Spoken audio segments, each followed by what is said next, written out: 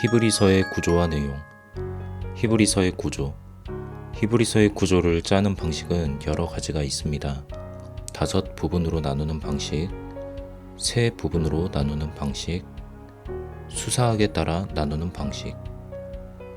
개인적으로 히브리서의 구조들 가운데 3부분으로 나누는 방식이 가장 설득력이 있어 보입니다. 히브리서를 3부분으로 나누는 방식을 따른다면 히브리서의 3 큰 단락을 모두 짧은 설교처럼 볼 수 있습니다. 3 단락은 각각 도입부, 중심부의 논증, 종결부로 구성되어 있습니다. 히브리서의 내용. 하나님의 말씀에 순종하십시오. 하나님께서는 예전에 선지자들을 통하여 조상들에게 말씀하셨고 이제 마지막 시기에는 아들을 통하여 우리에게 말씀하십니다. 그 아들은 하나님의 영광을 드러내시고 하나님의 본질을 그대로 가지셨습니다. 그의 능력의 말씀으로 만물을 보존하시는 분입니다. 그분은 인간의 죄를 씻어주셨고 하나님의 오른편에 앉아 계십니다. 그분은 아들의 칭호를 받으셨습니다. 그러므로 하나님의 말씀을 들은 사람들은 그 말씀을 굳게 지켜 바른 길에서 벗어나지 않아야 합니다. 그 말씀을 따르지 않으면 징벌을 받게 될 것입니다. 세상이 하나님께 복종하는 것처럼 보이지 않아도 하나님께서는 창조주이시며 고난을 통해 완전하게 하기 위해 내버려 두고 계십니다. 이로써 하나님의 많은 자녀들이 영광에 참여할 수 있게 하십니다. 우리는 하나님의 부르심을 함께 받았습니다. 믿음의 대제사장이신 예수님을 깊이 생각합시다. 성령께서는 너희가 오늘 하나님의 음성을 듣거든 광야에서 유혹을 받아 반역하던 때처럼 완악한 마음을 품지 말아라 고 말씀하십니다. 악한 마음을 품어 하나님께로부터 떨어져 나가지 않도록 조심합시다. 서로 격려해 죄의 속임수에 넘어가지 마십시오. 우리의 확신을 지켜나간다면 그리스도와 함께 상속자가 될 것입니다. 하나님의 말씀을 믿는 사람은 안식처에 들어가게 될 것입니다. 하나님의 말씀은 살아있습니다.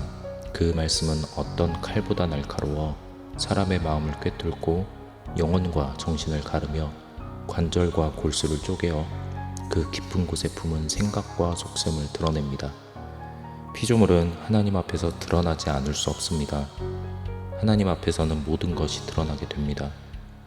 언젠가 우리도 그분 앞에서 심판을 받을 것입니다. 우리에게는 대제사장이신 예수님이 계십니다. 우리에게는 하늘로 올라가신 대제사장 예수님이 계십니다. 그러므로 그분에 대한 믿음을 굳게 지킵시다.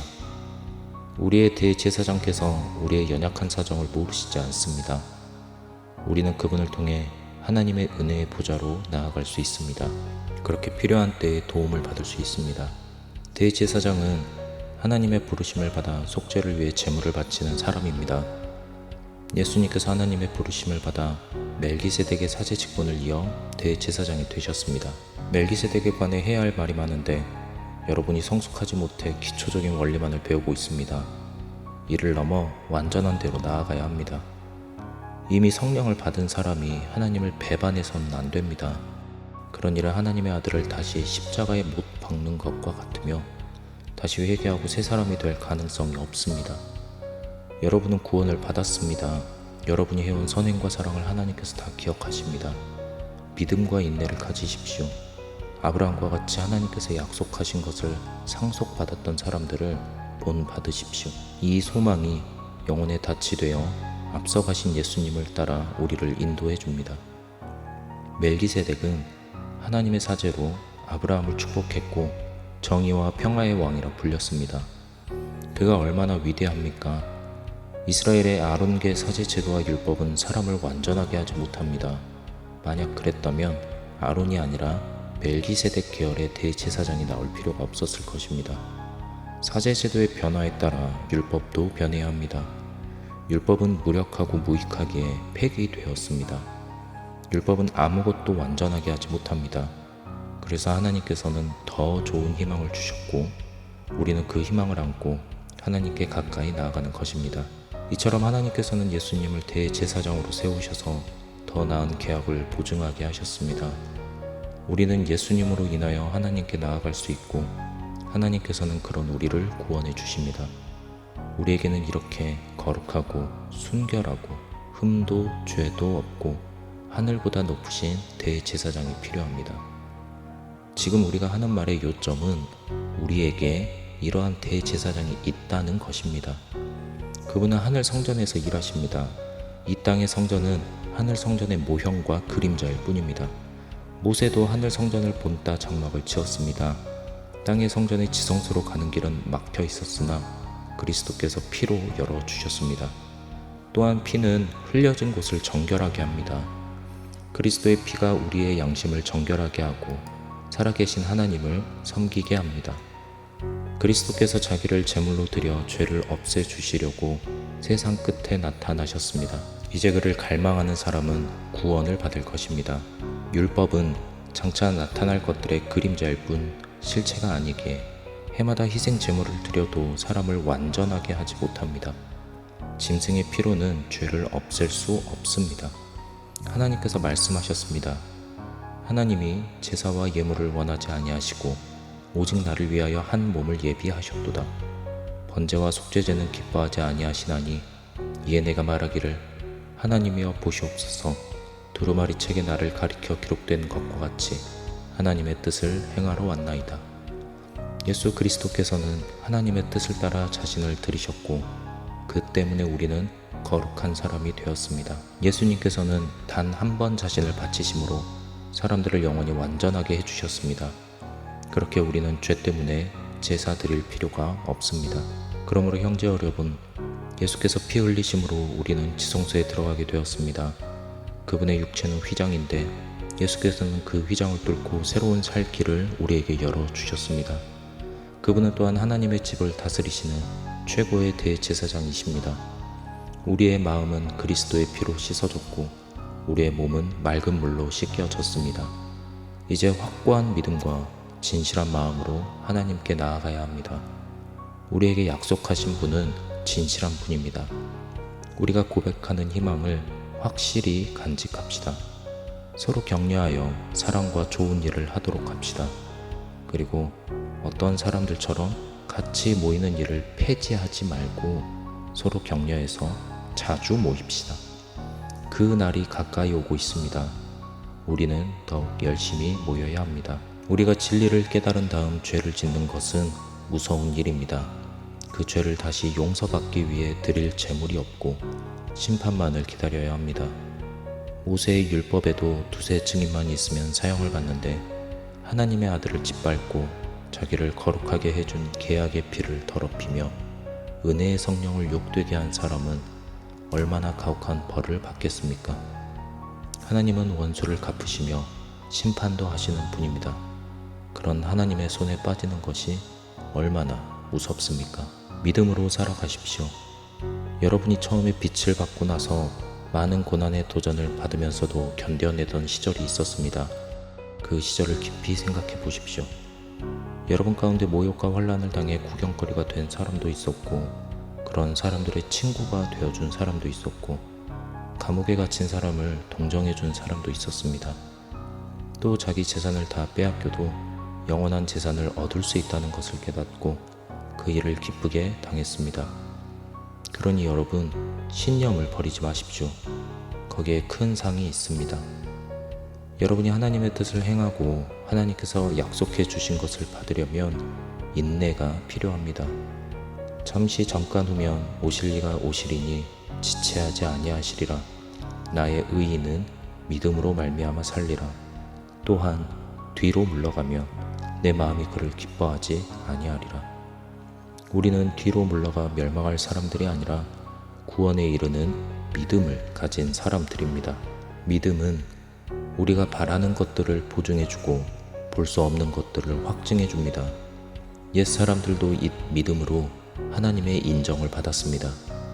우리는 믿음으로 이 세상이 하나님의 말씀으로 창조된 것을 압니다. 아벨도, 에녹도, 노아도, 아브라함도, 사라도 다 믿음이 있었습니다. 그들은 모두 믿음으로 살았고 죽었습니다. 약속받은 것을 얻지 못했지만 그것을 멀리서 바라보고 기뻐했습니다. 자신들이 이 땅에서 나그네임을 알았습니다. 그리고 그들이 가야 할 곳은 하늘에 있는 더 더 나은 고향이었습니다. 모세도 이집트에서 나고 자라 어른이 되었을 때 믿음으로 파라오의 딸의 아들이라 불리는 것을 거부했습니다. 죄의 일시적인 쾌락을 즐기기보다 하나님의 백성과 함께 학대받는 길을 택했습니다. 그는 앞으로 받을 상을 바라보았던 것입니다. 얼마나 더 많은 말을 해야 할까요? 기드온, 바락, 삼손, 입다, 다윗, 사무엘과 선지자들의 일까지 말하려면 시간이 부족할 것입니다. 그들은 믿음을 가지고 나라를 정복하고 정의를 실천하고 약속해 주신 것을 받고 사자의 입을 막았으며 맹렬한 불을 껐고 칼날을 피하고 강해지고 전쟁에서 승리했습니다.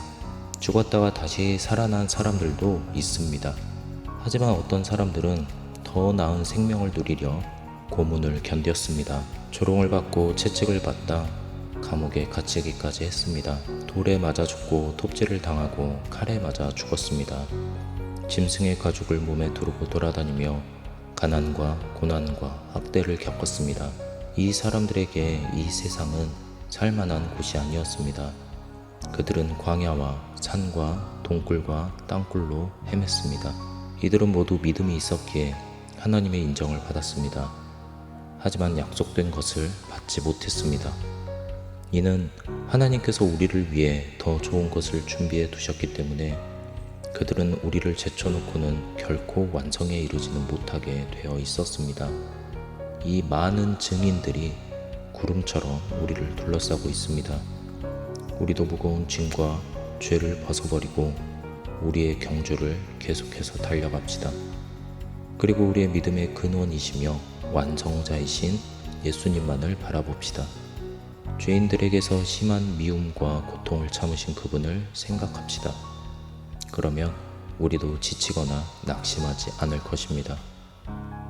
여러분은 죄와 맞서 싸우면서 아직까지 피를 흘린 일은 없습니다.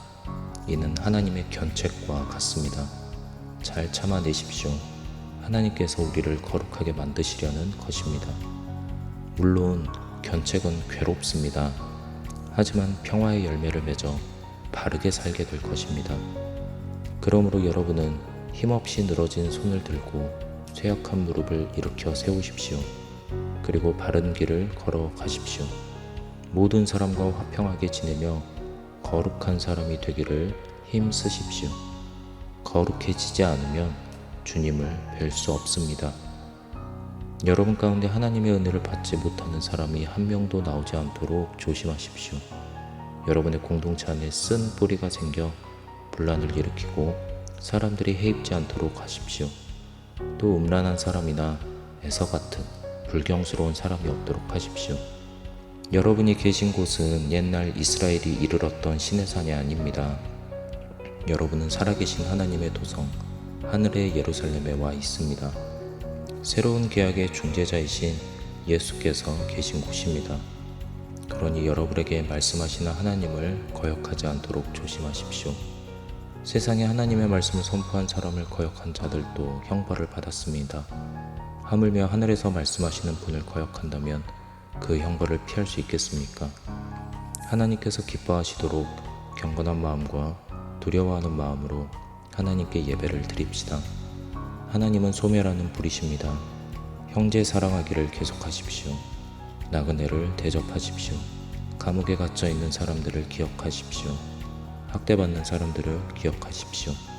간음하지 마십시오. 돈을 위해 살지 말고 만족하십시오. 하나님께서 우리를 떠나지도 버리지도 않겠다고 말씀하셨습니다. 주께서 우리의 편입니다. 하나님의 말씀을 가르쳐준 지도자들을 기억하십시오. 그들이 어떻게 살다가 죽었는지 살피고 그들의 믿음을 본받으십시오. 히브리서의 기록 배경. 히브리서의 저작 시기. 히브리서는 언제 기록되었을까? 히브리서는 주 96년에 기록된 것으로 알려진 클레멘트 1서의 글자 그대로 인용되었습니다. 따라서 히브리서는 늦어도 주 1세기 말 이전에 기록된 것을 알 수 있습니다. 이를 하한선으로 본다면 상한선은 어디에 그을 수 있을까? 히브리서에는 제사와 관련된 표현들이 많이 등장하기 때문에 이를 통해 예루살렘 성전을 전제하고 따라서 예루살렘 성전이 붕괴된 70년 이전인 60년대에 상한선을 긋기도 합니다. 히브리서 9장 9절에는 성막에 관한 비유를 설명하는데 현재까지의 라는 표현이 마치 성전이 지금 실제로 존재하고 있고 거기에서 예물과 제사를 현재도 드리고 있음을 가리키는 것 같습니다. 그렇다면 히브리서의 연대 상한선을 주 70년의 성전 붕괴 이전인 60년대로 잡을 수 있습니다. 하지만 히브리서 9장과 더불어 히브리서에 나오는 제사와 관련된 표현들은 예루살렘 성전이 실제하고 있다는 것을 가리킨다고 볼 수 없습니다. 이와 다르게 히브리서 10장 32절은 전날에, 즉 과거의 고난과 큰 싸움을 견딘 것을 생각하라 말하는데 이는 과거에 있었던 그리스도인들에 대한 대대적인 박해를 기억하라는 말입니다. 이 대대적인 박해는 네로 치세의 박해를 가리키는 것으로 보이며 기억하라는 표현을 통해 이로부터 시간이 상당히 흘렀다고 볼 수 있습니다. 디모데는 아직 살아있으며 저자와 수신자 모두 그리스도교 2세대에 속합니다. 결론적으로 히브리서의 상한선을 60년대로 보기는 힘들며 히브리서는 80년부터 90년대 사이에 기록되었다고 볼 수 있습니다. 히브리서를 연구한 학자들은 90년대를 더 선호합니다. 히브리서라는 이름은 히브리서의 저자가 붙인 이름이 아니며 원래는 제목이 없이 교회에 전해져 내려왔습니다. 히브리서, 즉 프로스 헤브라이오이스, 히브리 사람들에게 라는 이름은 주 2세기에 들어서 붙여진 이름입니다. 이 이름은 히브리서의 내용에 기초한 것입니다. 히브리서의 많은 구약 성경 인용과 뛰어난 해석은 히브리 사람들을 독자로 전제하는 것처럼 보였기 때문입니다. 히브리서의 저자와 수신자. 히브리서는 누가 누구에게 썼는가? 히브리서는 익명으로 기록되어 있습니다. 히브리서 어디에도 저자의 이름이 나오지 않습니다. 하지만 고대로부터 사람들은 히브리서의 저자가 누구인지 물어왔고 다양한 후보들이 올라왔습니다. 바울이 히브리어로 불러준 것을 누가가 헬라어로 번역한 것, 바나바, 아볼로. 하지만 이러한 가설들은 모두 추측일 뿐입니다. 확실한 것은 히브리서가 익명으로 쓰여졌다는 사실입니다. 히브리서 자체는 저자에 대해 침묵하고 있는 본문의 증거를 존중할 필요가 있습니다. 저자는 왜 자신의 이름을 드러내지 않았을까? 고대 로마 시대에 자신의 이름을 드러내지 않고 글을 쓰는 경우가 있었습니다. 대부분은 황제나 고위 권력자를 비판하거나 권력층의 부정부패를 폭로하는 글이었습니다. 그런 글에 자신의 이름을 적는 것은 심각한 위험을 초래할 수 있었기에 익명으로 글을 썼던 것입니다. 하지만 히브리서는 그리스도인들에게 보내는 권면의 말이지 정치가들을 비판하는 글이 아닙니다. 그렇다면 히브리서의 익명성을 어떻게 이해할 것인가? 이는 아마도 당시에 만연하던 그리스도인들을 향한 차별과 냉대로 인한 것으로 여겨집니다. 대대적인 박해의 시기는 지났지만 그리스도인들을 향한 차별과 냉대는 여전히 존재했고 이로 인해 위험을 당할 수 있었던 것이 당시의 상황이었습니다. 그런 상황 속에서 그리스도인들에게 권면의 말을 써보내는 것은 저자뿐만 아니라 수신자들도 그리스도인임을 밝히 드러냈기에 저자와 더불어 수신자들도 언급하지 않는 것입니다. 즉 히브리서의 익명성은 수신자들을 사회적 차별에서 보호하기 위한 것으로 볼 수 있습니다. 또한 히브리서의 저자는 자신을 드러내지 않음으로써 메신저보다 메시지에 집중하게 합니다. 히브리서의 저자는 당시 교회 내에서 어느 정도 직책을 가졌는데 그런 그가 권위를 내세워 메시지를 전달하는 것은 수신자들에게 메시지를 수용하게 하는데 훨씬 용이했을 것입니다. 하지만 저자는 겸손히 자신을 감춤으로써 자신이 전하는 메시지에 더 집중하게 합니다. 그렇게 사람들이 하나님의 말씀과 대제사장 예수 그리스도 그리고 믿음에 초점을 맞추게 합니다. 따라서 히브리서의 익명성은 사회적인 이유와 더불어 신학적인 목적으로 볼 수 있습니다. 그렇다면 본문에서 드러나는 히브리서 저자의 모습은 어떠한가? 히브리서의 저자는 아마도 당시 그리스도교 내에서 직책을 가진 권위 있는 사람이었을 것입니다. 그는 빼어난 문장을 구사하며 수사학적 어법을 사용하고 새로운 합성어를 만들어내기도 합니다. 그리고 교육과 훈육, 농사, 건축, 항해, 운동 경기 등 다양한 분야와 관련된 비유를 사용합니다. 이를 통해 저자가 수준 높은 언어 훈련과 수사학 교육을 받았고 고대 문화에도 조예가 깊었음을 알 수 있습니다. 또한 묵시문학적인 그리스도교 전승에도 정통했습니다. 그의 신학은 매우 독자적이었지만 당시 여러 예배의식문과 신앙 고백문을 알고 있었고 바울의 서신들도 알고 있었습니다. 그는 바울과 가까웠던 디모데와 직간접적으로 관계가 있었을 것입니다. 저자는 당시 상류층이 가지고 있던 명예와 치욕에 관한 통념을 수정하여 십자가에서 치욕을 당한 그리스도가 하나님의 아들이라는 최고의 명예를 지녔다고 말합니다. 명예와 치욕에 관한 언급은 주로 상류층에 어울리며 따라서 저자 역시 상류층에 가까운 사람으로 볼 수 있습니다. 마지막으로 저자는 사도시대 이후의 사람으로 수신자들에게 권면의 말을 하고 있습니다. 히브리서는 누구에게 쓰였는가? 히브리서에는 수신자들이 명확히 언급되어 있지 않습니다. 히브리 사람들에게 라는 후대에 붙여진 제목과는 달리 히브리서 본문 자체는 수신자들이 누구인지, 유대인인지 이방인인지 말하고 있지 않습니다. 그렇게 히브리서가 유대인이나 이방인이라는 구분을 넘어 그리스도인에게 쓴 서신으로 이해하기도 합니다. 또는 히브리서가 폭넓은 공동체들에게 보내졌기 때문으로 이해합니다. 지리적으로 히브리서의 수신자들은 이탈리아에 가깝다고 볼 수 있습니다. 히브리서 13장 24절은 이탈리아에서 온 사람들의 문안 인사를 전해주는데 이는 저자가 이탈리아 밖에서 글을 쓰고 있고 수신자들과 가까이 있던 이탈리아에서 온 사람들이 자신의 고향 사람들에게 문안한다고 할 때 가장 자연스럽게 이해됩니다. 따라서 히브리서는 이탈리아 지역에 아마도 로마의 그리스도인들에게 보내졌을 것입니다. 수신자들의 정황. 사람들은 일찍이 히브리서를 이 서신의 내용에 기초해 히브리 사람들에게 보내는 서신으로, 즉 그리스도교로 개종했던 히브리 사람들이 다시 유대교로 돌아가는 것을 막기 위해 쓴 서신으로 이해했습니다. 하지만 이러한 견해는 히브리서의 의도나 수신자들의 상황을 제대로 이해하지 못한 것으로 보입니다. 공동체가 처해 있던 상황은 사뭇 달랐습니다. 히브리서의 수신자들은 일찍이 복음을 전해준 사람들에 의해 복음을 듣고 그리스도인이 되었습니다. 하나님께서는 그때 표징과 이적과 기적을 보여주셨고 성령을 선물로 나누어 주셨습니다. 수신자들은 빛을 받고 하늘의 은사를 맛보고 성령에 참여한 바 되고 하나님의 말씀과 내세의 능력을 맛본 사람들이었습니다. 이들은 세례를 받았습니다.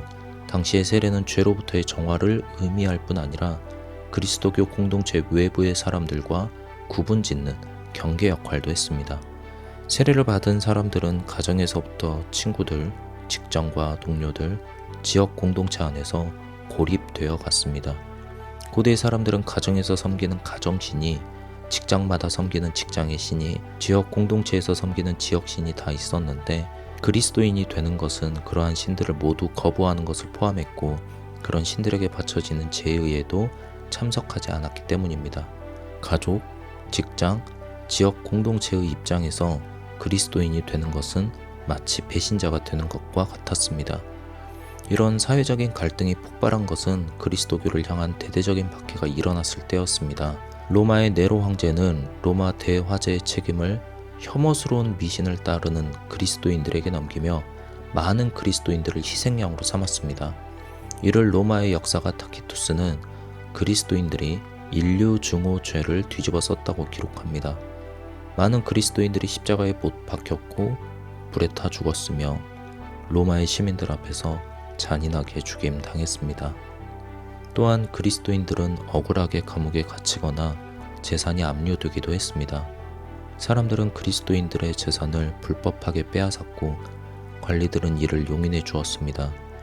더욱이 재산을 빼앗기고 학대당하는 것은 그리스도인들이었지만 감옥에 갇히는 사람은 가해자들이 아니라 그리스도인들이었습니다. 시간이 흐르고 로마의 황제가 교체되면서 그리스도인들에 대한 대대적인 박해는 잠잠해졌습니다. 하지만 그리스도인들을 향한 사회적인 차별과 냉대가 완전히 없어진 것은 아니었습니다. 그리스도인들은 여전히 제국 안에서 문제아처럼 여겨졌습니다. 또한 그리스도인들 가운데 몇 사람이 감옥에 갇혀 있었는데 이들을 돌보는 일은 경제적인 부담과 더불어 비그리스도인들의 따가운 시선을 피할 수 없었습니다. 그리스도인들이 기대하던 재림의 순간은 아직도 일어나지 않았습니다. 연속적인 환난과 이어지는 냉혹한 현실은 그리스도인들을 점점 지치게 만들었습니다. 그리스도인들은 믿음을 포기할 위험에 처해 있었습니다. 믿음을 지키며 사는 삶에 점점 게을러졌고 소홀해졌습니다. 공동체의 모임에도 참여하지 않았습니다. 그들이 기대한 목적지는 너무 멀리 있어 도무지 보이지 않아 지칠 수밖에 없었습니다. 저자에게 수신자들의 상황은 마치 광야의 이스라엘과 같았습니다. 이스라엘 백성들이 출애굽이라는 큰 구원을 경험했음에도 광야에서 완고한 마음을 품어 약속의 땅에 들어가지 못하는 상황과 같았습니다. 이런 상황은 그리스도교의 두 번째 세대에게 전형적인 결과를 낳았습니다. 그리스도인들은 믿음에 의한 삶에 소홀해졌고 세상적인 기준의 삶을 더 중요하게 여기기 시작했습니다. 히브리서는 세 편의 설교를 통해 이러한 상황에 빠져있는 공동체를 구해내려 합니다. 우리는 의심과 완고한 마음을 버리고 하나님의 말씀에 다시 귀 기울여야 합니다. 우리에게는 구원의 중보자이신 대제사장 예수 그리스도가 계십니다. 뒤로 물러나 멸망할 것이 아니라 믿음으로 살아갑시다. 히브리서의 메시지. 하나님 말씀에 순종하십시오. 히브리서는 신약 성경의 다른 어떤 책보다 많이 구약 성경을 인용하고 있습니다. 인용하는 방식도 특이합니다. 일반적으로 신약에서 구약을 인용할 때는 기록된 바라는 표현을 자주 사용합니다. 하지만 히브리서는 하나님이 말씀하신 바라는 독특한 표현을 사용합니다. 즉, 히브리서에서 하나님은 말씀하시는 분이라는 것, 따라서 그의 백성은 그 말씀에 순종해야 함을 말합니다. 하나님께서 이 모든 날 마지막에 아들을 통하여 말씀하셨고 오늘도 말씀하고 계십니다. 하나님의 말씀은 살아있고 힘이 있으며 어떤 칼보다 더 날카롭습니다. 그래서 사람의 마음을 꿰뚫어 그 마음속에 품은 생각과 뜻을 드러냅니다. 모든 피조물이 하나님 앞에서 드러나게 되어 심판을 받아야 할 것입니다. 우리에게는 대제사장이신 예수님이 계십니다. 예수님을 대제사장으로 이해하는 방식은 히브리서만이 가진 매우 독특한 방식입니다. 고대 그리스도교는 예수님을 아들, 주님, 인자, 메시아 등 다양한 칭호로 부르며 이해했지만 대제사장으로 이해한 것은 히브리서가 유일합니다. 히브리서에 따르면 예수님께서는 일반적인 대제사장 계열, 아론이나 사독 계열의 대제사장이 아니라 말씀에 따라 멜기세덱의 계열에 속하는 대제사장이십니다. 제사제의 변화는 율법의 변화를 수반합니다. 전에 있던 계명은 폐지되었습니다. 이제 더 좋은 소망을 통해 하나님께 가까이 갈 수 있습니다. 바로 예수님입니다.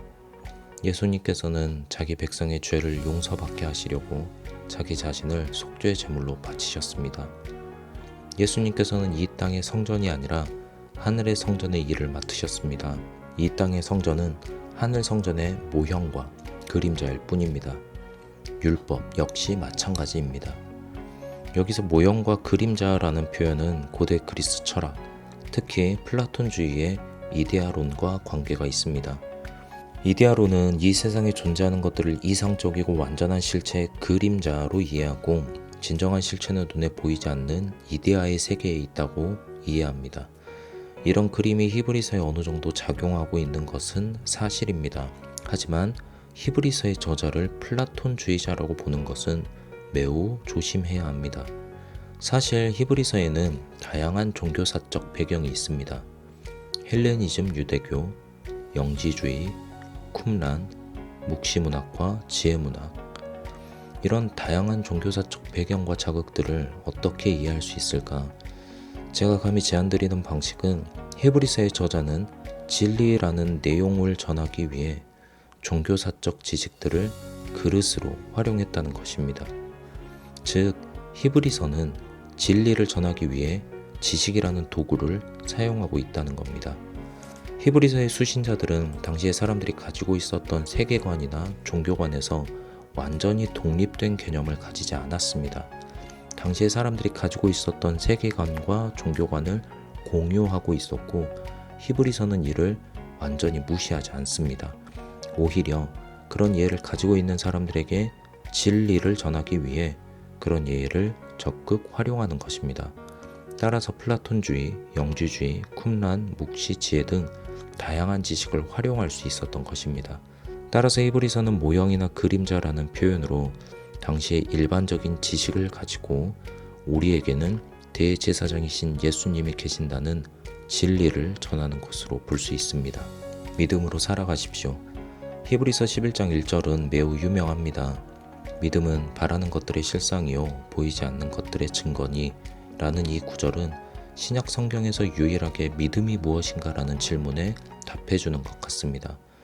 히브리서 11장 1절에 반영된 헬라어 용법도 어떤 개념을 정의할 때 쓰는 방식입니다.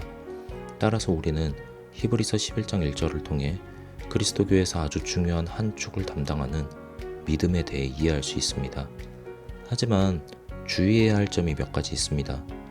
먼저 이 구절은 믿음에 대한 신약 성경 전체를 대표하는 정의가 아닙니다. 히브리서가 개념 정의적인 용법을 사용하고 있긴 하지만 이는 히브리서 수신자에게 필요한 정의이지 백과사전적인 정의가 아닙니다. 따라서 히브리서의 믿음 정의를 히브리서의 맥락과 정황에서 이해해야 하지 신약 성경 전체를 대표하는 믿음에 대한 정의로 이해하는 것은 위험합니다. 믿음은 우리의 생각보다 포괄적인 개념입니다. 주님께서 언급하는 믿음의 모습들, 바울이 말하는 모습들, 그리고 신약 성경의 다른 책들이 말하는 모습들이 조금씩 서로 다른 모습을 띠고 있습니다. 이를 함부로 섞지 않도록 해야 합니다. 히브리서 11장 1절은 다음과 같은 구조로 되어 있습니다. 고대 이래로 이 구절을 통해 사람들은 믿음을 바라는 것에 실제성을 부여하는 힘이나 확신을 가진 주관적인 상태를 가리키는 것으로 이해했습니다. 본문을 천천히 살펴보면 믿음은 먼저 바라는 것들, 즉 희망하는 것들과 관계가 있습니다. 자신이 진정으로 희망하고 바라는 것이 무엇이냐에 따라 그 사람의 믿음의 방향이 결정됩니다. 실상으로 번역한 히포타시스라는 말은 확고하게 서 있는 것을 뜻합니다. 히브리서의 수신자들은 지금 뒤로 물러갈 위험에 처해 있지만 뒤로 물러나서는 안 되고 바라는 것에 확고하게 서 있어야 합니다. 보이지 않는 것들은 말 그대로 눈으로 볼 수 없는 것들을 뜻합니다. 히브리서 11장 1절의 구조상 눈으로 볼 수 없는 것들은 바라는 것들과 관계가 있습니다. 즉 그리스도인이 바라는 것들은 대부분 눈으로 볼 수 없는 것들을 이라는 뜻입니다. 내가 그리스도인임에도 불구하고 여전히 눈에 보이는 것들만 바라고 있다면, 나의 소망의 방향이 이 세상만을 향하고 있다면, 반대로 그리스도인이 희망해야 하는 것은 눈으로 볼 수 없는 것들, 하늘의 세계에 속한 것들을 가리킵니다. 이 말을 영과 실체를 나누어서 생각하는 식으로 이해하면 안 됩니다. 그보다 종말과 관계가 있습니다. 하늘의 세계는 종말과 관계가 있어서 사람의 눈, 인간적인 감각을 벗어나 있다는 말입니다. 증거는 확신하는 것을 의미합니다. 또한 이는 본질적인 것에 관해 확신하는 것을 가리킬 수 있습니다. 종합해보면 믿음은 눈으로 볼 수 없는 하늘의 것들이 종말에 이루어질 것을 확신하고 이에 확고하게 서 있는 것입니다. 여기에 더해 히브리서 12장 1절은 믿는 사람들이 경주를 해야 한다고 권면합니다. 경주, 학원이라는 말은 단순히 운동 경기를 가리키는 것을 넘어 싸움, 투쟁, 진리를 위한 논쟁 등 포괄적인 의미를 갖는 단어입니다. 히브리서의 수신자들에게 그들을 괴롭히는 사회적 상황은 현재적이며 눈에 보이는 것이었습니다. 이런 상황 속에서 히브리서는 눈에 보이지 않는 종말에 이루어질 것을 확신하고 이에 굳게 서며 뒤로 물러나지 말고 믿음의 싸움과 경주를 계속해 나가라고 권면하는 것입니다. 히브리서는 지연되는 주님의 재림과 계속되는 사회적 차별에 지쳐가는 그리스도인에게 권면의 말을 해줍니다. 세상의 지식에 미혹되지 말고 아들을 통하여 말씀하신 하나님의 말씀에 순종할 수 있기를.